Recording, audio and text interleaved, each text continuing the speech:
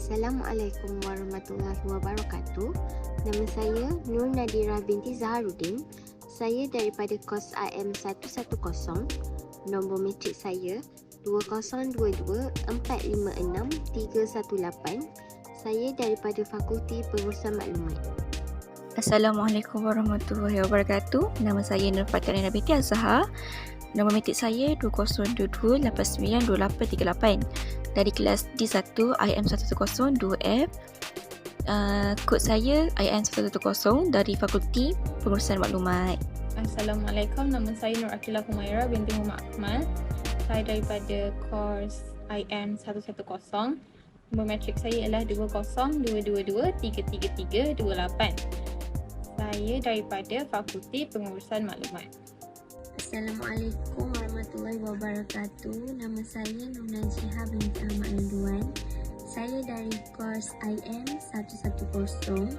Nombor matrik saya 2022880258. Saya dari Fakulti Pengurusan Maklumat. Nama saya Akilah binti Azhar. Saya dari kelas IM110-2F dan nombor kad pelajar saya ialah 2022-604-01. Pengenalan mengenai pengharaman arak. Pengharaman arak adalah suatu prinsip penting dalam agama Islam. Arak dianggap haram atau dilarang dalam Islam berdasarkan beberapa dalil dari Al-Quran dan hadis Nabi Muhammad SAW. Pengharaman arak ini memiliki dasar hukum yang kuat dalam agama Islam dan dianggap sebahagian dari cara untuk menjaga kebaikan individu dan masyarakat. Arak dari sudut bahasa ialah al-khamar. Pemakaian istilah arak dalam bahasa Arab atau bahasa Al-Quran dikenali sebagai al-kham, manakala dalam penggunaan bahasa Inggeris ia disebut alcoholic beverage. Arak dari segi bahasa ialah menutup. Yang dimaksudkan menutup adalah sesuatu yang menutup akal dan memabukkan yang dihasilkan daripada perahan anggur dan lain-lain. Arak dari sudut istilah ialah para fuqaha telah bersepakat mendefinisikan arak sebagai minuman yang memabukkan yang dihasilkan dari perahan anggur, dan arak itu adalah sesuatu minuman yang menutup akal dan fikiran. Seterusnya, objektif kajian. Di dalam menjalankan kajian ini, antara beberapa objektif yang ingin dicapai oleh kami pengkaji seperti berikut, iaitu menjelaskan konsep arak dan konsep alkohol pada pandangan Islam. Seterusnya, mengkaji konsep arak dan pada pandangan sains makanan dan kimia. Mengenal pasti setiap perkara yang memabukkan adalah haram, serta memahami tentang pengertian mabuk. Menjelaskan konsep arak dan konsep alkohol pada pandangan Islam.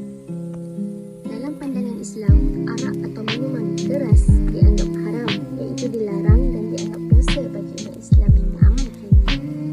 Larangan terhadap arak berdasarkan pada beberapa prinsip dan nilai-nilai dalam agama Islam.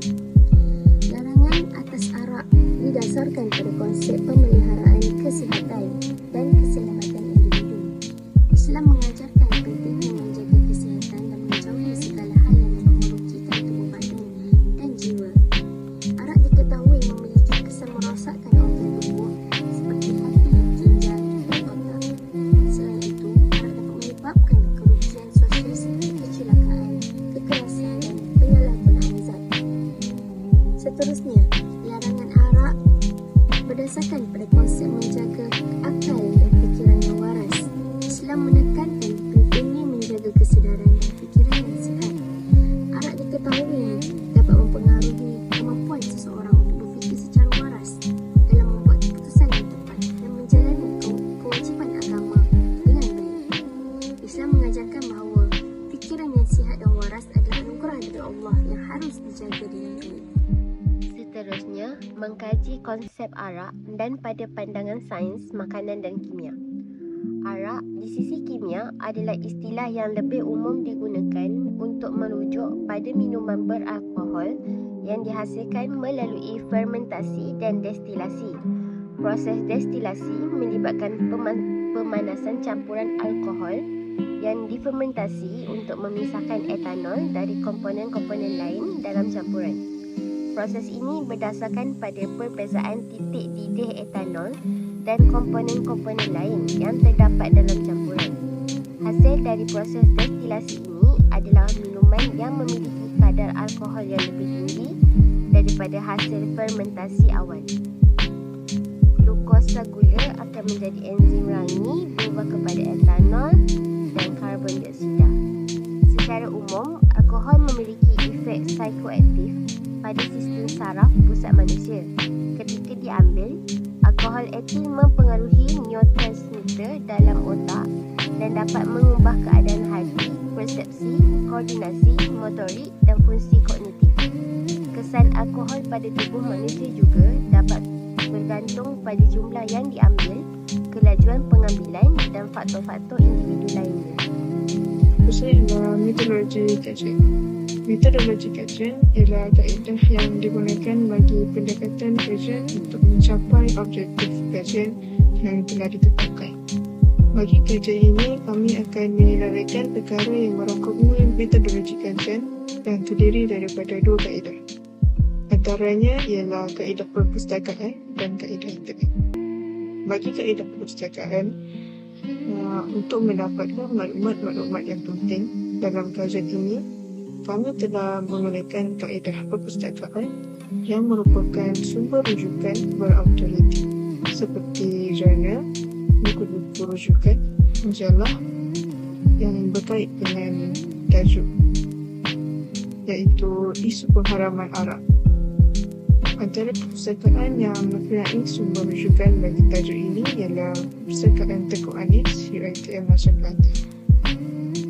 Seterusnya, kami menggunakan kaedah internet. Kaedah ini turut digunakan bagi mendapatkan maklumat dan isu penting. Maklumat daripada kaedah internet didapatkan melalui laman web.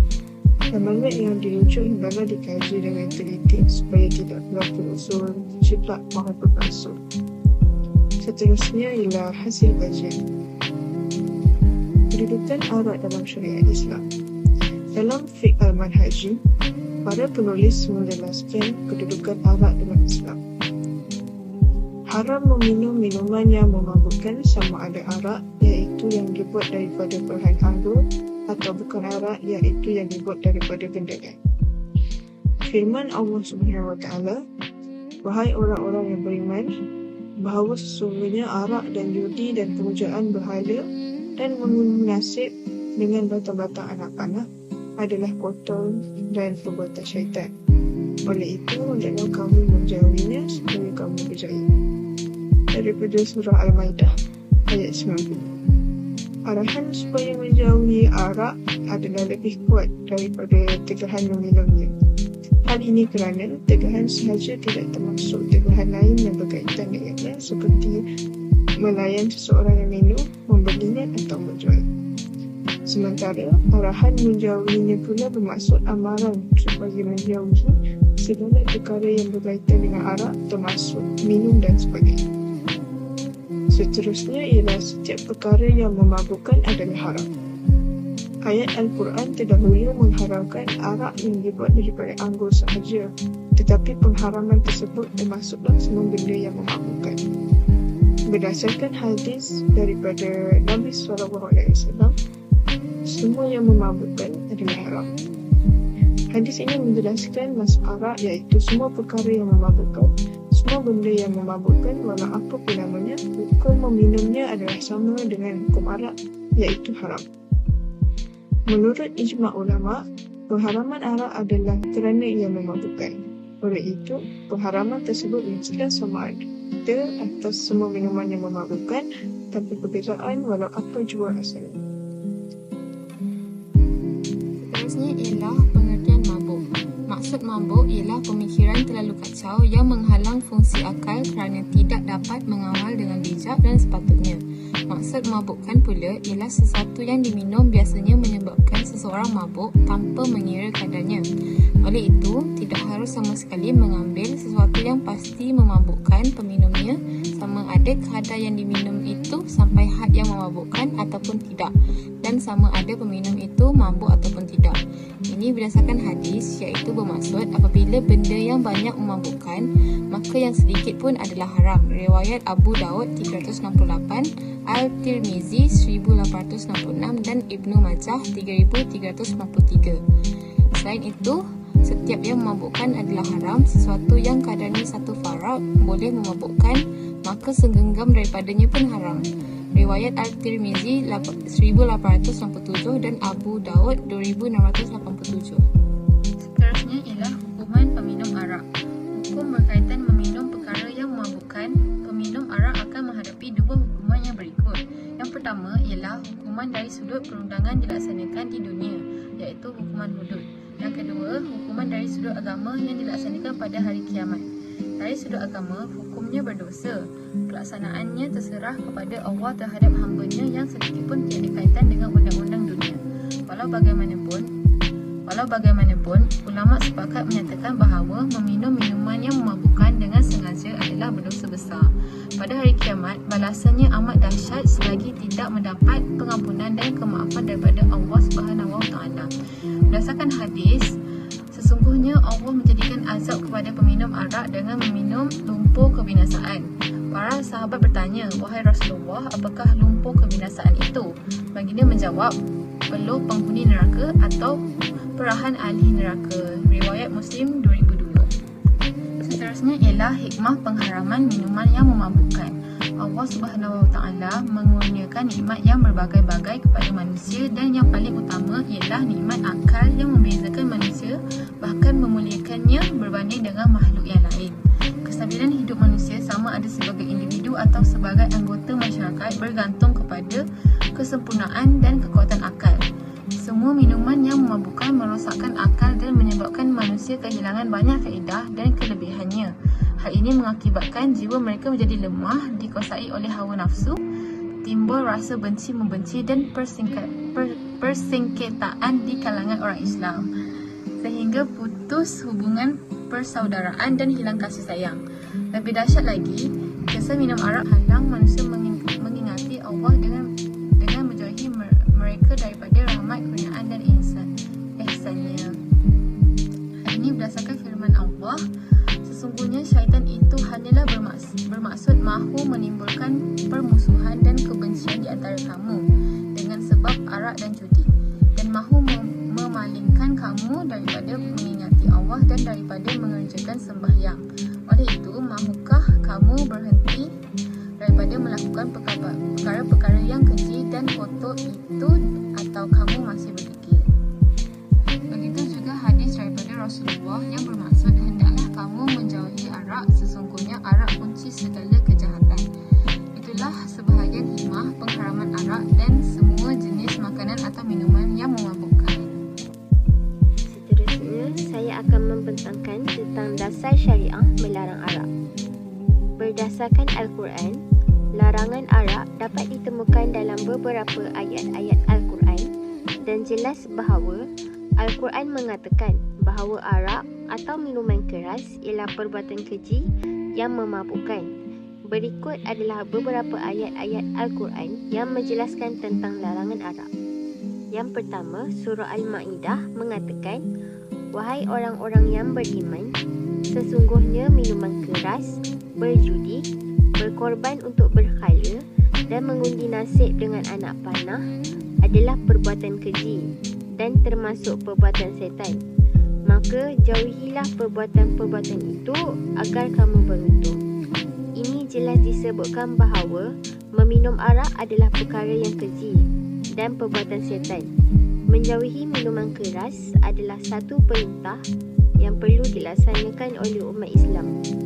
Yang kedua, surah Al-Baqarah mengatakan, "Mereka bertanya kepadamu, wahai Muhammad, mengenai arak dan judi. Katakanlah, pada keduanya ada dosa besar dan ada pula beberapa manfaat bagi manusia, tetapi dosa keduanya lebih besar daripada manfaatnya. dan mereka bertanya pula kepadamu, apakah yang mereka akan belanjakan? Katakanlah, dermakanlah apa-apa yang berlebih daripada keperluan kamu. Demikianlah Allah menerangkan kepada kamu ayat-ayatnya, keterangan-keterangan hukumnya supaya kamu berfikir. Seterusnya, berdasarkan hadis Rasulullah SAW, terdapat beberapa hadis yang menguatkan larangan meminum arak atau meminum minuman keras. Hadis yang disampaikan oleh Rasulullah SAW juga telah melarang konsumsi arak. Berikut adalah contoh hadis-hadis. Yang pertama, Rasulullah SAW bersabda, maksudnya semua yang memabukkan adalah haram. Riwayat Bukhari 5263 dan Muslim 2001. Seterusnya, Rasulullah SAW bersabda, hendaklah kamu menjauhi arak, sesungguhnya arak kunci segala kejahatan. Riwayat Al-Hakim 4145. Kesimpulannya, sebagai umat Islam, kita seharusnya tidak menanamkan sifat pemikiran barat dalam kehidupan seharian kita seperti meminum arak. Hal ini dapat memberi impak yang negatif yang serius kepada individu dan masyarakat. Kerana dengan impak negatif ini, dia dapat memberikan kesan yang tinggi terhadap mental dan fizikal seseorang. Selain itu, dia juga dapat mengukur kemampuan seseorang untuk berfikir dengan waras dan membuat keputusan dengan bijak. Sebagai umat Islam, kita mestilah menjaga kesihatan dan kesejahteraan individu dan masyarakat. Dengan perharaman arak ini adalah sebahagian dalam cara untuk kita melindungi umat Islam dari memberi impak yang negatif yang ditimbulkan oleh minuman beralkohol. Oleh itu, pentingnya perharaman arak ini dalam kehidupan kita dan ia dapat memberikan banyak hikmah sebenarnya kepada individu dan masyarakat. Oleh itu, sebagai umat Islam, kita perlulah menerapkan diri kita untuk sentiasa terhindar daripada segala perbuatan yang boleh menjejaskan agama kita dan sentiasa membuat pilihan dengan bijaksana. Maka gunakanlah akal anda dengan sebaiknya agar terhindar daripada melakukan perbuatan yang memberi kesan kepada diri sendiri dan orang lain. Jelaslah sebagai segala bukti dan fakta yang disampaikan bahawa kita yakin dengan perharaman arak.